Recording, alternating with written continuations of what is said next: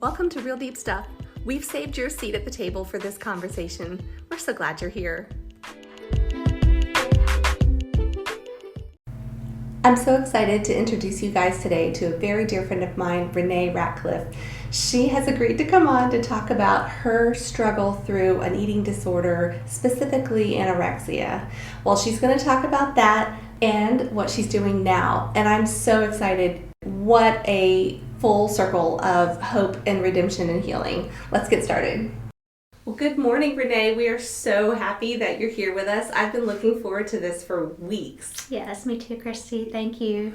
Absolutely. We've been friends for so long. Yeah.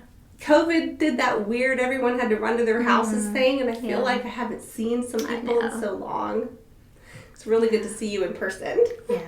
It's good to be here. Yeah. So, a long time at pre-COVID. Anything pre-COVID seems like a long time ago. True. Yeah. So we had evenings, women's evenings at church where we would share things. And I got to hear your story that you presented one night about your history with anorexia. And knowing you after that, and then now that you have a baking business, I just, you haven't left me, like my thoughts. I'm like, I want to find out, how did she get from A to B? What is that journey? We want the pre-journey leading up, you know, to the anorexia, and then like the healing, and then like how you are today in doing what maybe some would think could be the impossible with where you've come from. So we thank you in advance for your vulnerability to share. Sure. And I'll have curious questions for you that I think I'm not the only one thinking. So, just if you don't mind sharing your story, and I may interject a question here and there if that's okay. Sure. All right, Renee Ratcliffe. Okay, well, thank you. And I think, Kristi, a long time ago I heard you say something when you were sharing your story, how you said, really, this is God's story. And that really encouraged me to feel the freedom to share the things that could be painful or even shameful if we let our minds go there. And just thinking that, yes, my story is his story, what he has been doing in my life, and I want to point it all back to him.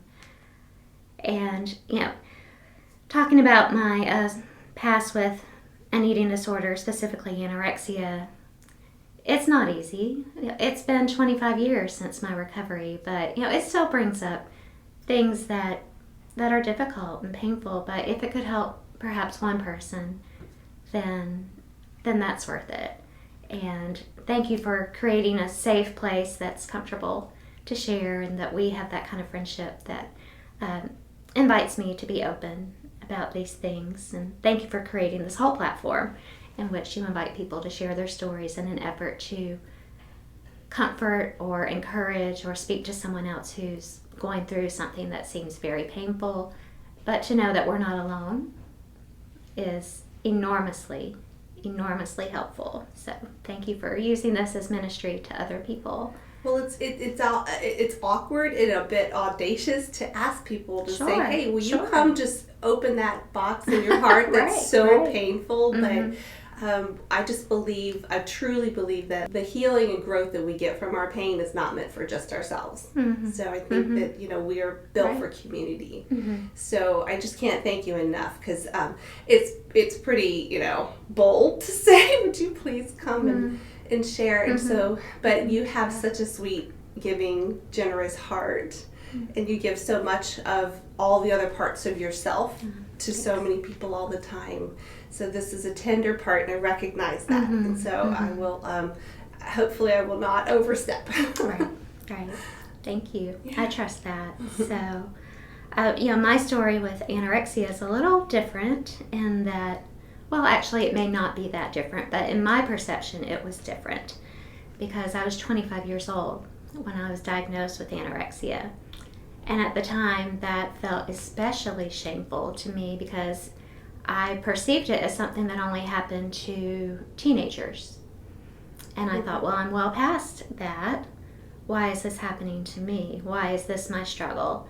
And part of my recovery plan was to be a part of a support group which I was very resistant about because I thought that I would easily be the oldest person in the support group.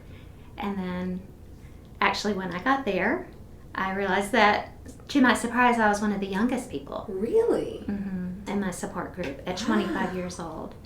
So that really opened my eyes to the stereotype that people have around eating disorders, and that it's something that can affect men and women at any age. But for me, I was 25 when I was diagnosed, and never really thought that that would be part of my story. I actually struggled with my weight and being overweight in middle school and part of high school. Anything in middle school is just exponentially harder. I call middle school the years of cannibalism. It was very painful. Yeah. I can't imagine. So I faced a lot of bullying, both from my peers and also from, I had a relative who was just particularly harsh to me in his words, and would say things like, well, Renee, you're just as big as the side of a barn. That's incredibly rude. Right, so that's something that, has stayed with me my whole life. Sure, it would, yeah. So, and then, of course, middle school, my peers in middle school were very, it was just a really painful time. But then weight wasn't particularly an issue for me in my later high school years, and then in my college years. It's not something that I really ever thought about. I kind of got back to what would be a normal weight, I guess, for me in that season of my life, and then met John and got married. Can I ask, was getting those extra pounds going away, was that intentional, or did you just maybe feel like you kind of grew into your adult body? I just kind of started, growing into an adult body, changing some things about lifestyle factors, just becoming more active. It wasn't something, I wasn't intentionally trying to diet. So I don't remember from like years 16 to 24 really thinking a lot about my weight or it being a consuming part of my life. So more of a natural progression, growing out of and into, Right. Then when I was newly married, at the time I also had a job in special education. That's what my degree is in. And I don't know what the naming or classification would be now as these things change, but back then I was a teacher for severe and profoundly disabled children. Mental, physical, both? Both. Okay. In fact, in my first couple of years of teaching, I lost 3 of my students. Oh, I'm so sorry. Just because that was the extent of their disability. Their lives were so fragile. And so that was very, very painful time. Wow. And I internalized a lot of that grief, that stress.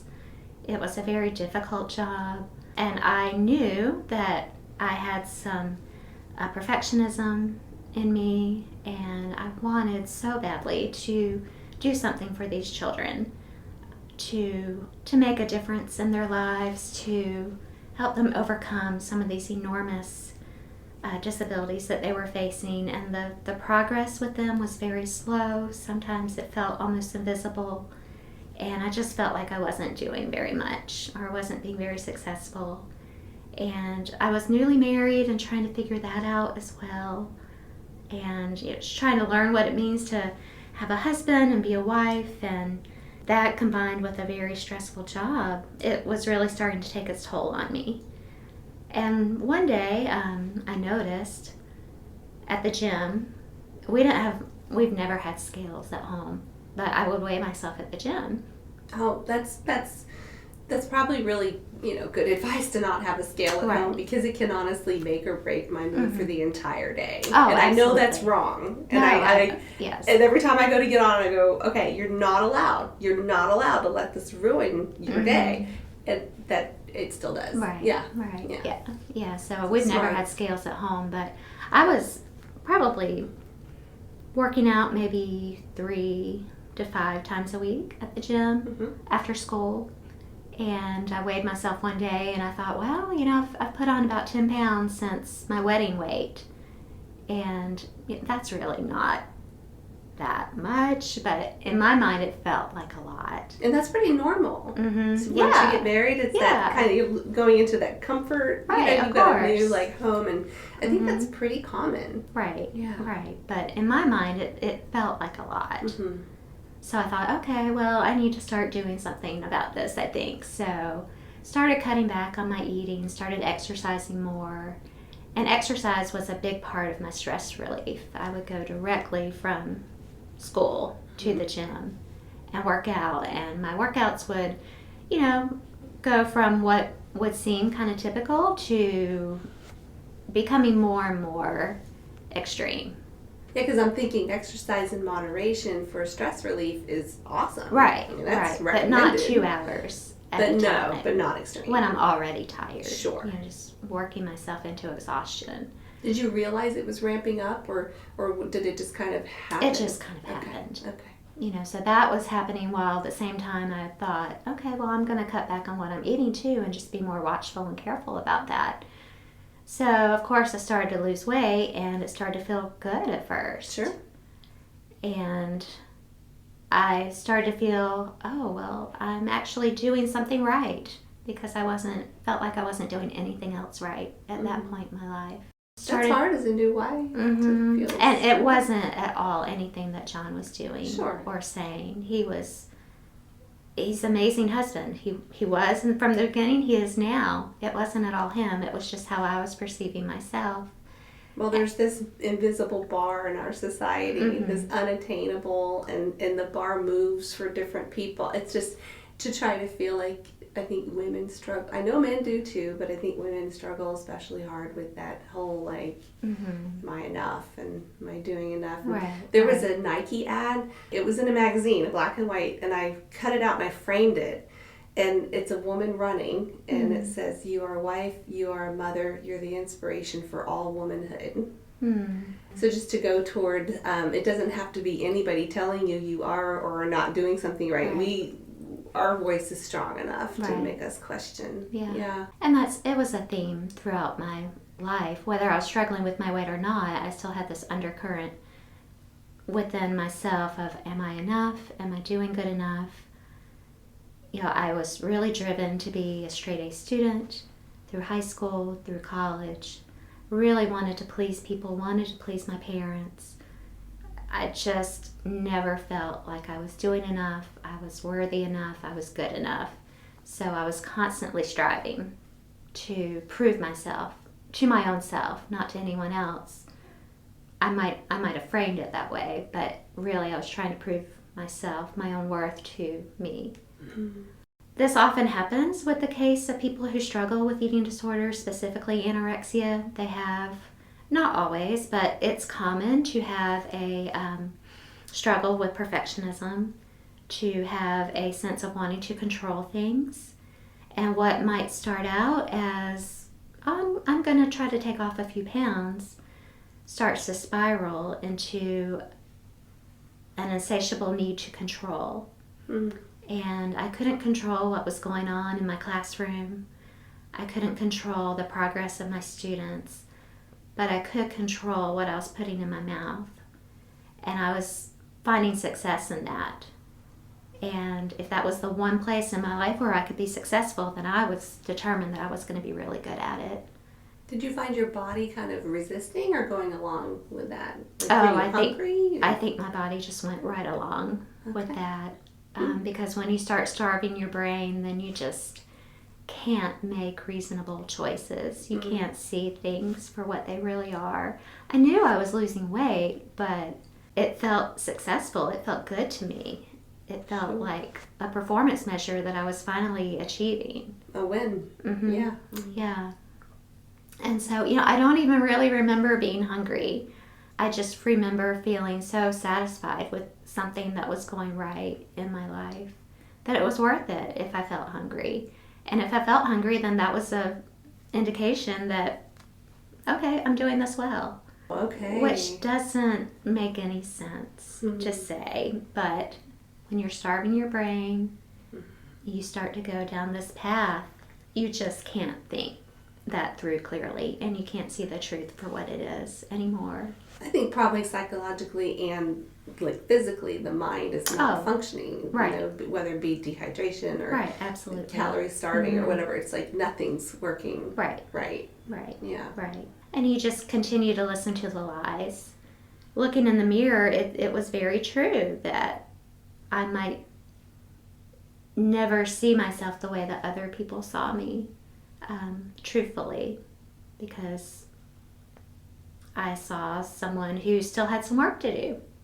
I could still stand to go run a little bit more or cut back a little further. And that was absolutely a lie, but I completely believed it. So when you saw the number on the scale at the gym going down, did you look in the mirror and see a body getting thinner, or did you see, you know, your perception of yourself? I saw my perception of myself as there's still work to do. You know, not quite. You're not quite there yet. You might not be thin enough yet. So. Did you have a picture in your mind's eye of what is yet? Like, what is the end game that you wanted to look like? No, I don't know. Because in reality, the way that I looked when I got at my lowest point in my eating disorder was not at all attractive. I lost my hair. I started to have a lot of trouble with my teeth. My skin started to turn kind of this ashen gray color. I had a child one time ask me, why did I look like a skeleton? Whoa. And why did I think, at this point, I'm not even trying to be attractive at this point, because there's nothing attractive about that, except inside I have this need for control. And if I start eating, in my mind, I think I'm never going to stop eating once I start. Oh, wow. And I'll be back to that person who was as big as the side of a barn, was the refrain in my head. So those were your only two options, to basically never eat, just eat enough to live, or be as big as the side of a barn. Right.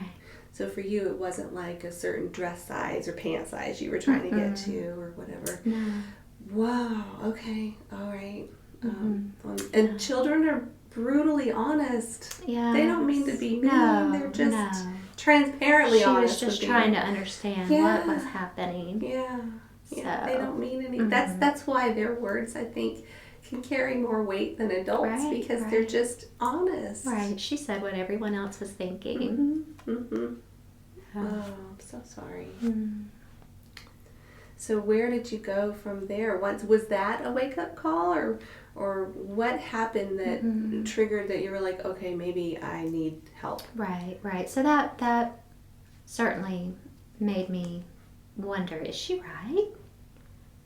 Maybe she's seeing something that I'm not realizing. And then one day I was on the treadmill at the gym and running. Probably had been there a couple hours. And the manager at the gym came and told me to stop running, took me in the office and said that they were terminating my gym contract. And that I was not allowed to come back. I'm sure you see why they did that now, but at the time, what did that feel like? I was devastated. I was devastated and instantly started to think, well, how far do I have to go around my neighborhood to do the equivalent of what I'm going to be missing at the gym now? Yes, I was devastated. My mind is racing. I'm thinking they're probably thinking for your best interest. They're also probably thinking their liability. They're trying to protect themselves. Yeah. And the image they want to give to society of why you want to come join the gym. So that must have been feeling like a hit on all sides for you. Right. Oh, I'm so sorry. Yes, that was devastating, but it was also a good wake-up call. And a lot of my friends and family were trying to talk with me as lovingly as they could, but with a lot of concern. And I had a pastor's wife who spoke with me as well, and she was one voice that I've really respected and received and thought, okay, it's time to do something. There is something not right here. I can't keep doing this. You know, it's interesting to me. I will say this forever. I think issues with food can be some of the hardest. And I speak from a point of ignorance in that I've never smoked a cigarette and I've never had a drinking problem. But from my point of view, like, you can still live your whole life without ever doing those ever again. If you can get to that point in recovery to like never, but you can't not eat again. I mean, you will die. So I feel like this is such a hard issue to get through because you have to make peace with this has to stay in your life. Yeah. So so you said you had a support network then. So that was wonderful. It was wonderful. Yeah. Yeah. So John and my family, my friends were so steadfast and so loving, and so this is their story too, because we went through such pain together, but they stayed when it would have been a lot easier to have just, I don't know what they would have done, but they stayed faithfully and loved me through that. I think I remember you saying one time that John picked you up off the... Physically, yeah. Because you had collapsed or something, or fainted? Yeah, I fainted in the shower.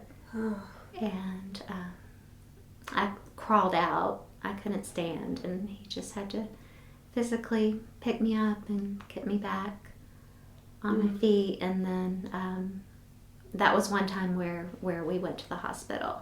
Okay. And then I guess they gave you IV nutrition. Right. Yeah.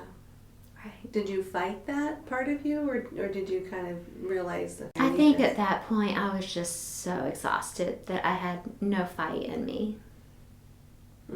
Yeah, and it was right before Christmas. It was just a few days before Christmas when that happened. And I knew that I was breaking John's heart and I was breaking my parents' hearts. And my mom asked me, "Why are you killing yourself? We just don't understand." And I started to think, am I killing myself? Well, I guess maybe I am. But that was never my intent.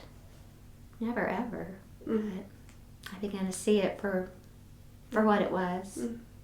I think when people are struggling psychologically, it can look different than physically, because maybe someone first, if they have a job loss, or healthcare scare or something that they couldn't control, and the depression spiral can go down, and you can start to see like maybe they don't do as many social things, and then they don't maybe get out of bed or whatever. But like for family and friends to physically watch your body just waste away, that must have been terrifying. I know they were terrified and helpless.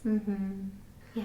Wow. Did your faith play a part in your recovery or not? Yes, it absolutely did. It was, my faith has been as fundamental to me as my last name, throughout my whole life. It's just part of who I am. And I went through a lot of different stages in my recovery. At first, I went to a counselor that our insurance would pay for. And this counselor was not faith-based, was not a Christian counselor. And it just did not work. Because I knew that deep within, this had something to do with my core identity and how I saw myself before God. I knew that was a large part and the root of my eating disorder. And it wasn't until John and I finally decided, no matter what it takes, we're going to go to Christian counseling and get to the root of this. And my first meeting with the Christian counselor, she gave me a book called When God Interrupts by M. Craig Barnes.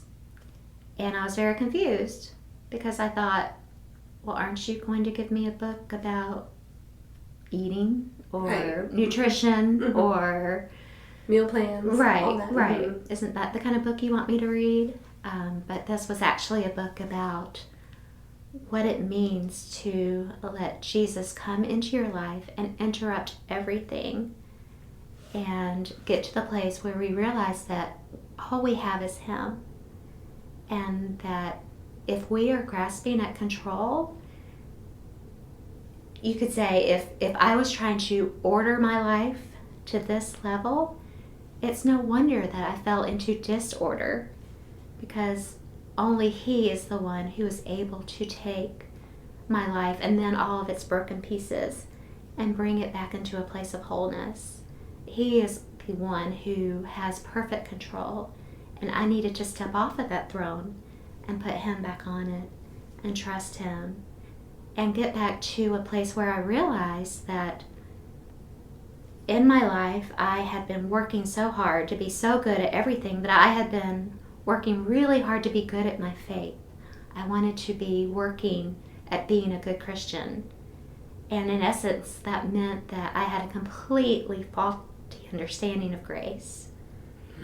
I had been working for grace, which in and of itself doesn't make any sense, because grace is a gift. Grace is His undeserved favor and love, something that you don't have to work for. It's not something that you achieve. Grace is something that you receive. And all of my life I had been a grace achiever, which of itself doesn't even fit. I had to position myself in my life to receive grace and say, I'm not worthy because I look a certain way, or I weigh this number, or I make straight A's, or I'm a great teacher or a good wife. Jesus makes me worthy because He chose to die for me and give His life for me. And it was finally when I got to that point of understanding and trusting that I started to move forward in my recovery. I understand that mile of your journey. I walked that with grace and unconditional love. I just thought that, yeah, I know He loves me, but I want to score some gold stars, some brownie points, you know? And I had no concept of what unconditional grace or love meant. But when it clicks, it's just like, you can't go back to that old way. Like, you can't unknow that now, like what it really means. And it changes everything. It's like if you're walking in one direction, it's like a 180. It was be like, whoa. That's true. And I didn't realize I was also loving and giving grace conditionally to everyone around me. I didn't even realize that. 100% blind to it. And then after that, it's like, oh, now I get it. And then now I can forgive. I can ask for forgiveness. I can, all those things. So, like, I hear what you're saying, and it's something you just wish everyone could experience for themselves. It's a game changer. I got to the point where I was still going to church, the church that I grew up in, the church that my parents attended. And one day, my parents approached me and asked me if I might not come to church anymore, or at least that church, because people were starting to ask them questions. What's wrong with Renee? Does she have cancer? Why does she look this way? She must be really sick. What's going on? They asked me, maybe you just don't show up anymore, because that's really painful for us. And, I don't fault them for that at all. I have nothing but the deepest regret for what I put them through.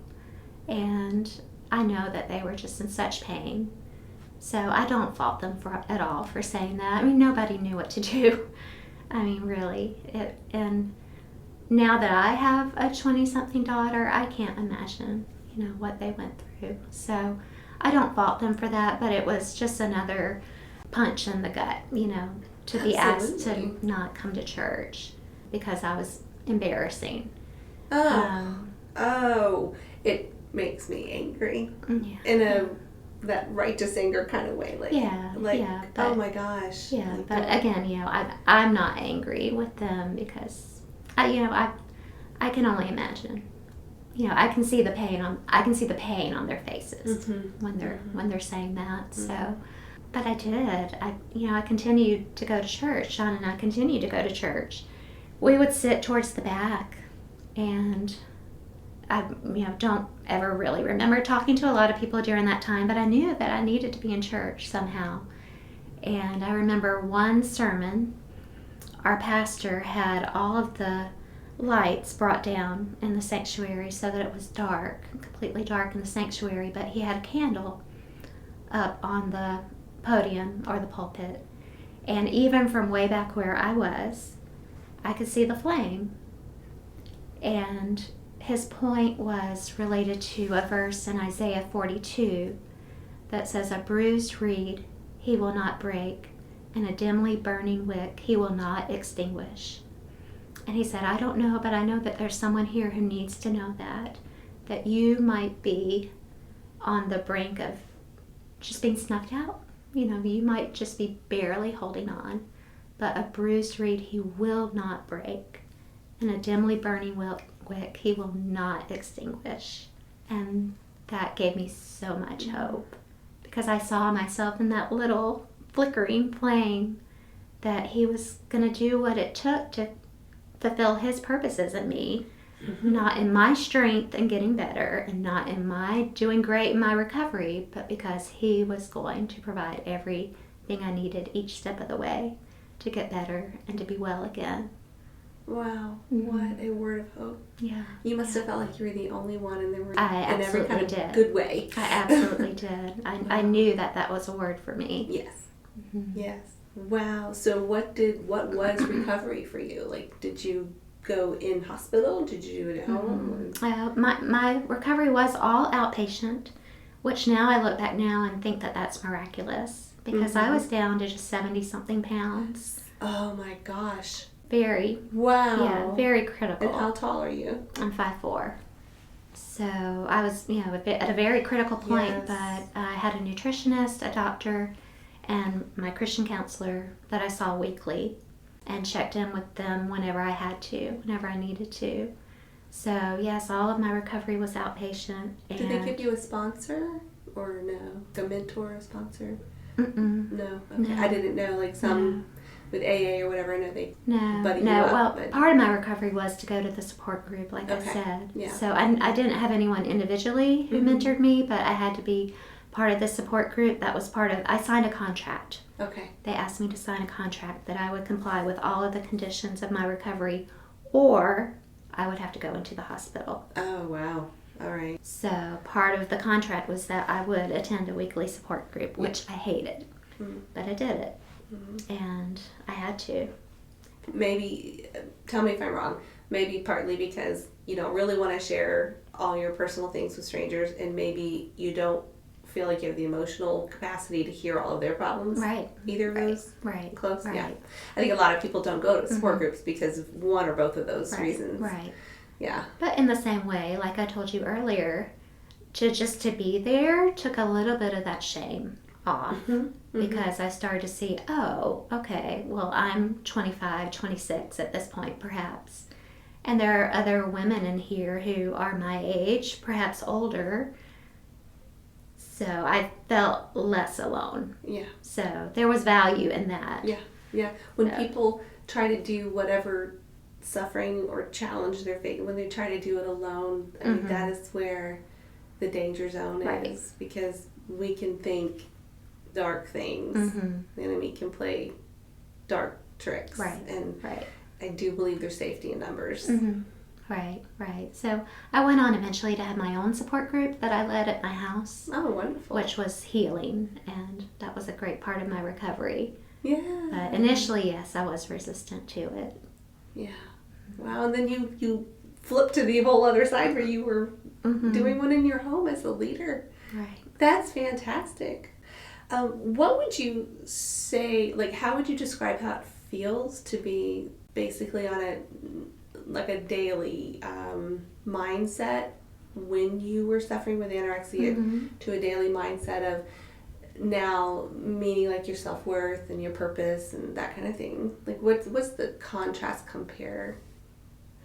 Yeah, I think one thing that I struggled with when I was anorexic is that I think I even told my sister-in-law this at one point. I told her, I said, I feel like I have the scarlet letter. I have a big red A that I'm carrying around with me everywhere I go, because I have a mental illness that I can't hide. It's very obvious to everyone that there's something wrong. And I felt like, my scarlet A stands for anorexia. And she just squarely looked me in the eye and she said, no, your A means that you are adored. Oh. And you are accepted. Wow. And so I started bringing that into my daily mindset. That when I would look at myself in the mirror, I would say, I'm adored and I'm accepted. And that had to be part of my core identity and the talk that I would tell myself. So that started to change my mindset. My therapist tells me on a regular basis, is this line I hear all the time is rewriting the script in your brain, right. In your mind, just rewriting the script. Right. It sounds like that's exactly what you were doing. That's and it's a powerful tool. Right. Yeah. Right. Absolutely. So the perfectionism and the control, all of that. What is that like now, if I could ask? It's still a struggle, to be honest. I still daily have to remember that all is grace and that I have nothing to prove. I used to tell myself that the weight of my worth falls on Jesus and not on me. And there are a lot of things in my life right now that I cannot control. But instead of that causing me to plant my feet in the ground and say, okay, I'm going to do this. I'm going to will this into the way it needs to be. I've kind of learned how to just open my hands and say, Lord, I need you in this because I can't control it. It may not look the way I want it to, but let it be how you want it to be. And that's something I have to do daily. I agree. Totally. Yeah. And walking in this new normal for you.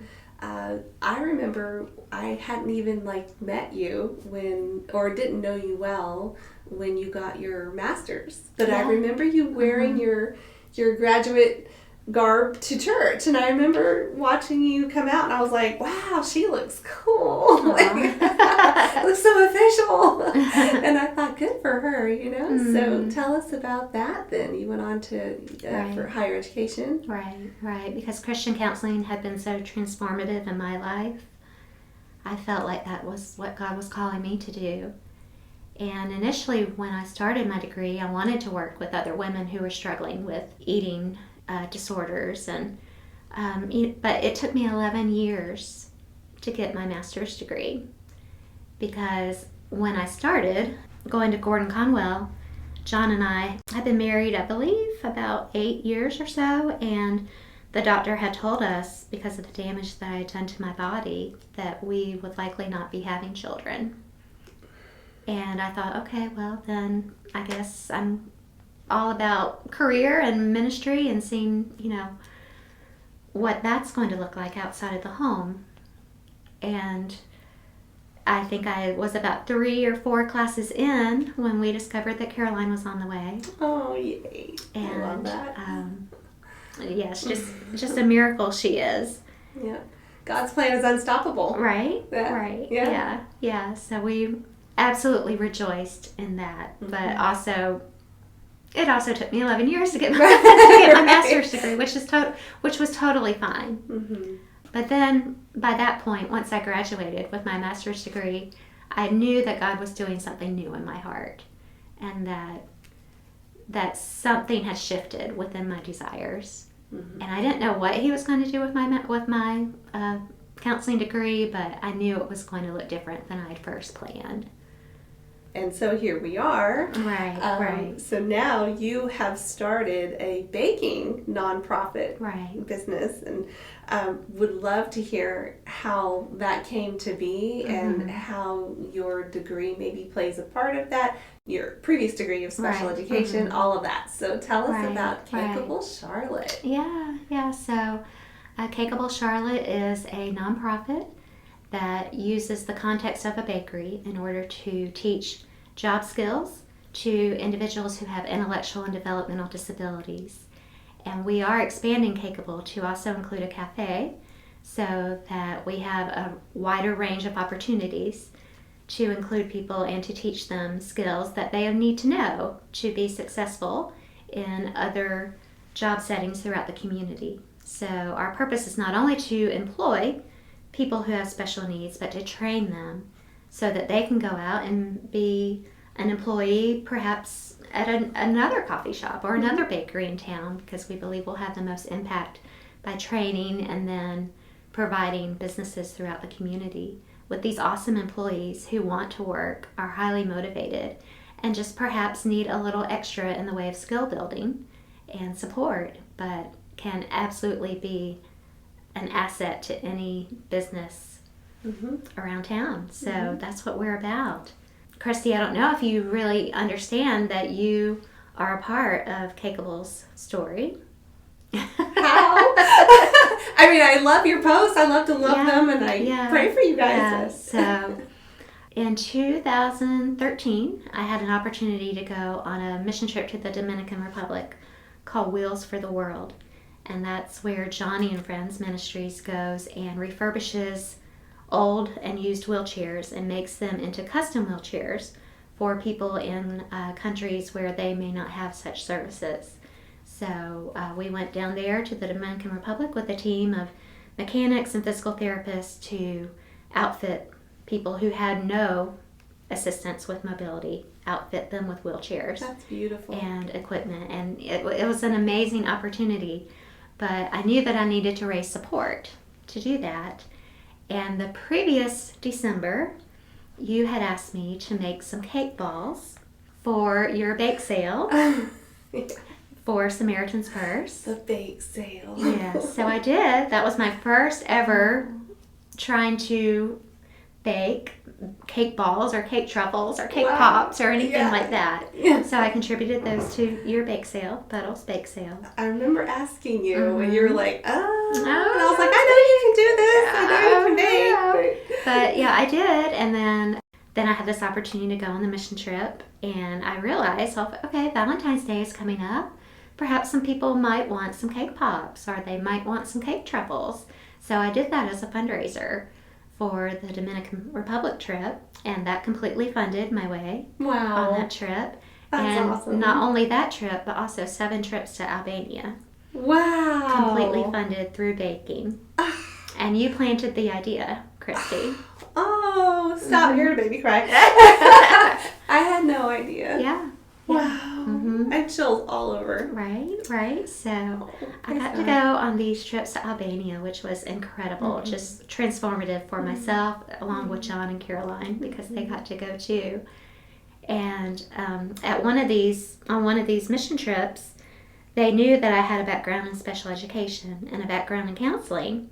So they asked if I might do some training on disability etiquette and some special education training for a group of teachers and therapists. Because in Albania, special education was not necessarily a thing.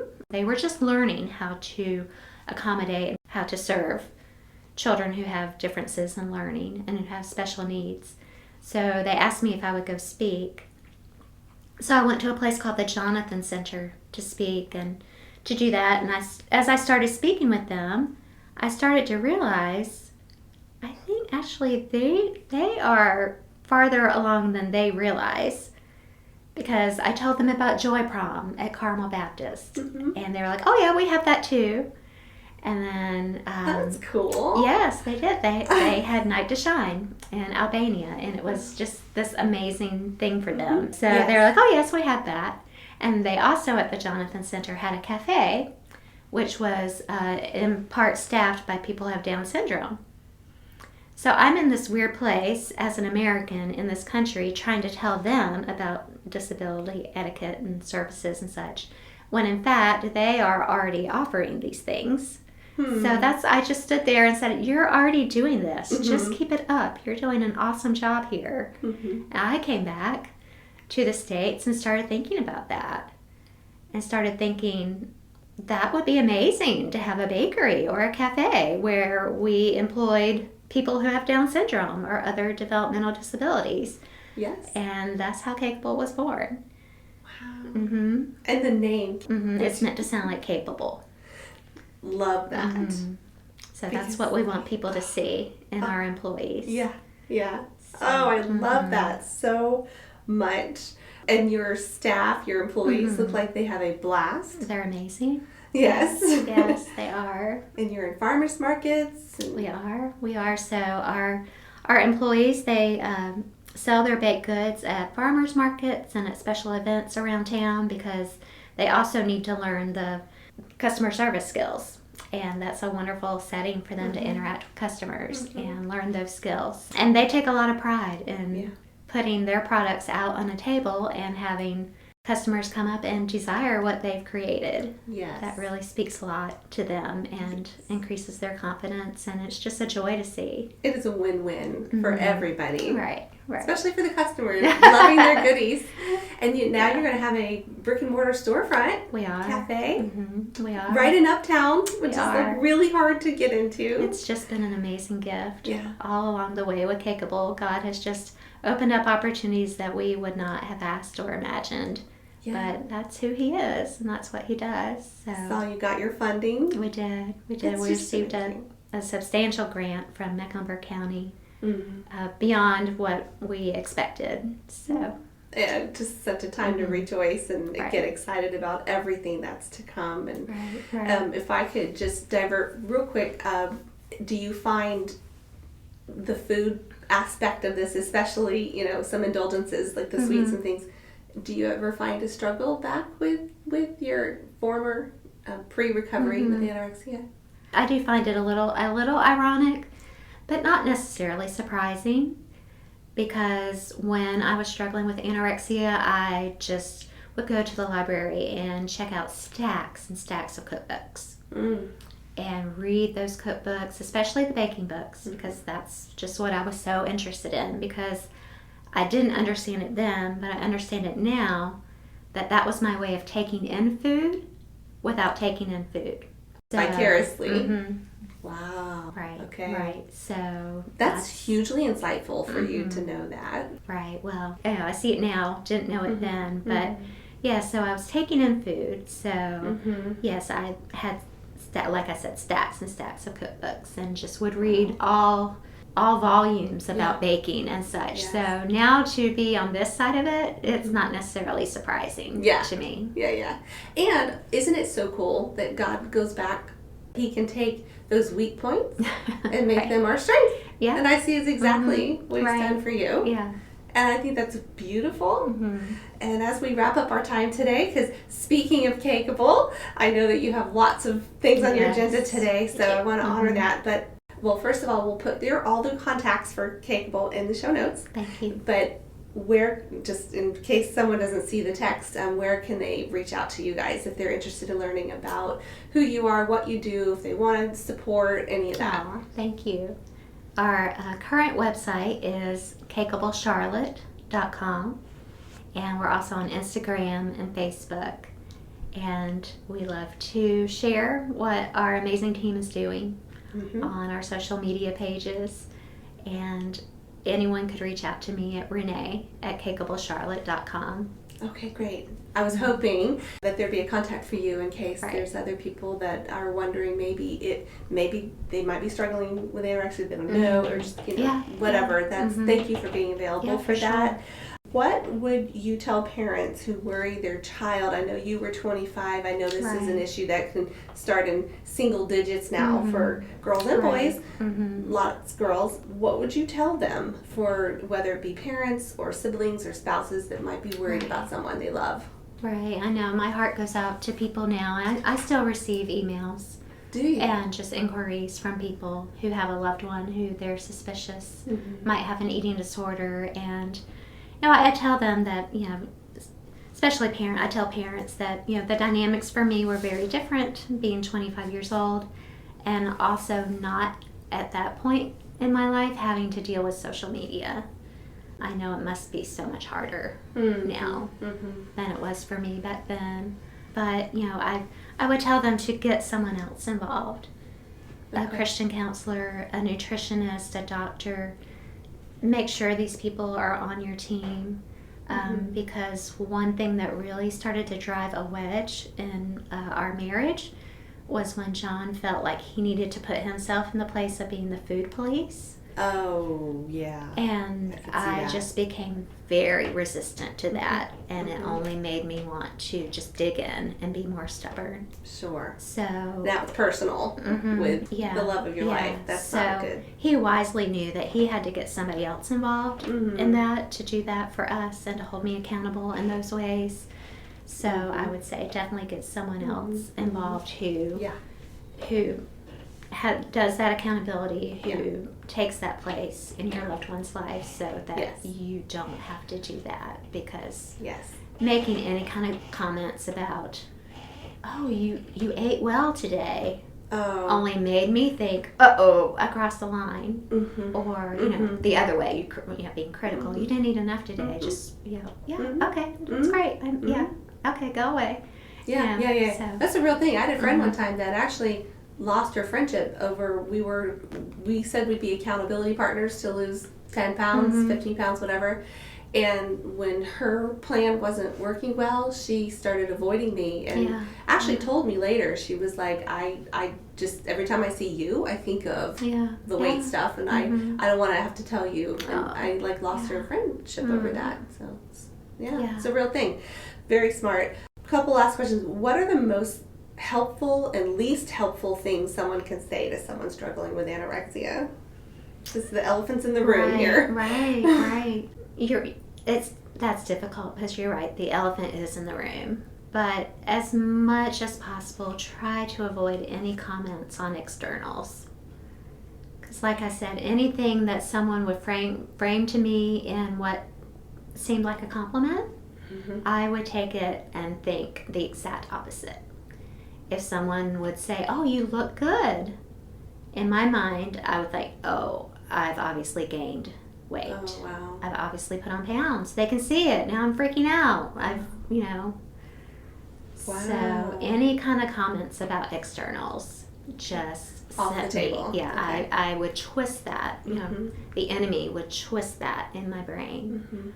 Just the people who really helped me were the people who saw me as more than a person struggling with anorexia. They were someone who said, hey, do you want to come over and do a puzzle? Instead of, hey, do you want to go out to eat? They would find something else that we could do together that was not, where food was not the center. Especially in this culture, food is the center of everything. Because we all have to eat. And it's a social thing, but not a good place for someone struggling with So the most helpful friends to me were friends who would find another way to engage with me, or to talk to me about what I was interested in, because I was still a person. So they would find other ways for us to spend time together. I love that. And I love that. What would you tell someone who's struggling with anorexia or eating disorder, or wondering if they are? Is this whatever they're thinking or doing is normal or not? Right. I would say get help. You reach out to someone. It's not something that you can fight on your own, and that's okay. It's really okay. Your worth is not the number. I started to tell myself that scales are for fish. Oh, I get it. That's very clever. Right. I like that. And, I would just tell myself, your weight is not your worth. You are worthy of being loved. You are loved. The Father receives you just as you are. And He wants to love you in these hurt and broken places. And if you feel like a bruised reed or a dimly burning wick, that's okay. His purposes for you will prevail. Just let Him in and do that healing work in your heart. And counseling is okay. Medication is okay. It's often necessary when you've gotten to your physiological self to this point. I think our world hopefully, is finally crossing that bridge into counseling is a good thing. Almost like if you haven't had or don't have a counselor at some point, why not? So it's okay. Yeah, for sure. Because this is a hard world to live in. Both what we deal with ourselves and how we fit into that larger puzzle of the world. Would you say the same message? What would you speak to someone with special needs that's listening, or parents of? Yeah, absolutely. That everyone is created on purpose for a purpose. We're all uniquely gifted and received and beloved. And your questions, Kristi, are helping me see that, I guess I do have a soft spot in my heart for people who feel like they're on the margins of receiving that love. God has no restraints on how he loves us. Yeah. And he's purposeful, and he created each one of us exactly the way we're supposed to be. And we can't mess up enough that he's going to give up. Yeah. He doesn't give up. Right. You are living this beautiful life. You're still married to John. You've got Caroline, who's absolutely precious. Yeah. You've got this nonprofit that's just taking the community by storm, and hopefully there'll be Cakeable Atlanta and LA and all these other places, New York, And so what I see in your message is hope. Hope that you can go from 77 pounds. Right. And feeling like your toes were on the edge. Right. Yeah. And that little flickering candle flame at church to this today. What a beautiful story. Yeah, it's all grace. I appreciate that you're an open book using the story reference. And I know that other people are going to listen to you and feel like, if she can do it, so can I. And that's a beautiful gift to give someone that you may or may not ever meet. Your journey is making an impact. It made an impact on me years ago, when I first heard you talk about it. And you are a source of inspiration, and we wish Cakeable all the success in the world. Thank you. Individually, of everyone a part of it, and then collectively, what you're doing is great. Thank you for sharing today. I know that we could go for hours because I have infinite questions. But thank you so much for coming and being a part of this. And it's going to reach the people it needs to. I believe that. Pray so. Thanks again. And will you come back again sometime? Of course. We'll talk more. I know there's probably a billion topics we can choose. But your story is so important. And just can't thank you enough for sharing that today. Thank you. The information provided in this podcast is for educational and informational purposes only and is not intended to replace medical advice, diagnosis, or treatment. If you have any medical concerns or questions, please consult a qualified healthcare professional. Thanks again for listening to Real Deep Stuff. Follow us and subscribe to save your seat at the table for the next conversation. Also, check out our Facebook page to continue the conversation on today's topic. We'll see you there.